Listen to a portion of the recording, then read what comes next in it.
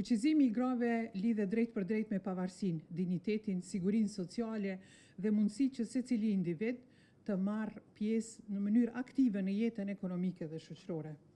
Megjithatë, sot gjithnjë më shumë po kuptojmë se krijimi i një vendi pune nuk është i barabartë me fuqizimin ekonomik, sepse kemi një hendek të madh gjinor në tregun e punës. E kur janë në pyetje komunitetet, kjo pabarazi është edhe më theksuar. Për to, fuqizimi ekonomik kërkon më shumë politika të përgjithshme, kërkon politika të drejtuara, të ndjeshme dhe gjithëpërfshirëse.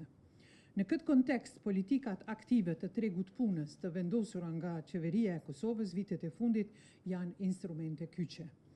Platforma Superpuna është një iniciativë e rëndësishme në këtë drejtim, duke synuar të lidhë të rinjët me tregun e punës përmes subvencionimit të pagës.